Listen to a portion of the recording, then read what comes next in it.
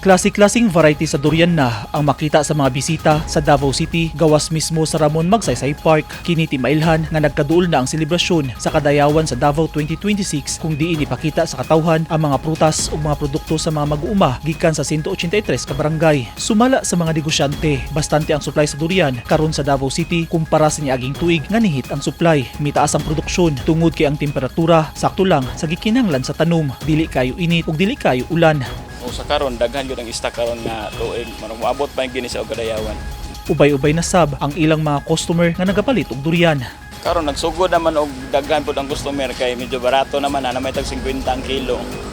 Daghan na ang customer nag-ari. Puyat og diwan-uwan nga variety sa durian ang sagad ginapangita sa ilang mga customer tungod kay matod sa mga nakatilaw murag native durian ang iyang lasa. Sa karon ana sa 50 hangtod 80 pesos ang matag kilo sa durian sa Magsaysay Park, samtang ang uban nga customer nahiyang sa puyat nga variety kay baga ang unod ug kung imong latawon mas yelo ang unod niini. Sa Kalinan District sa Davao City gikan ang supply sa durian nila Ray Momo.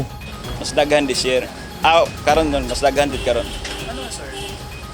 Kuan minus manggod ang kuan karon na kanang gi-export nila kay murag nagsabay ba ang season sa gawas. Mo nang gamay rang gidala sa gawas nga durian mo nang diri gid sa maghan-o karon. Gilauman nga karong Agosto magtapunog ang supply sa durian ug tungod kay daghan ang produkto gilauman sa mga bisita nga mas barato ang presyo niini sa pagsaulog sa Kadayawan Festival dinhi sa Davao City. Dili kumpleto ang selebrasyon sa Kadayawan kung walay prutas nga durian tungod kay nagrepresenta kini sa kalambuan, paningkamot ug pagkahimugso sa kultura sa mga lumad ug sa mga tawo sa Davao. Ang durian kay ilado nga prutas nga nagpakita sa pagkaon nga lokal ug sa pagpaningkamot sa mga mag-uma nga nagtanom niini. Dugang pa, ang durian simbolo usab sa tabunok nga yuta, kaabunda ug kalambuan sa natural resources sa rehiyon nga maong usa ka hinungdanon nga bahin sa Kadayawan celebration nga nagpasalamat sa grasya sa kinayahan ug sa kultura.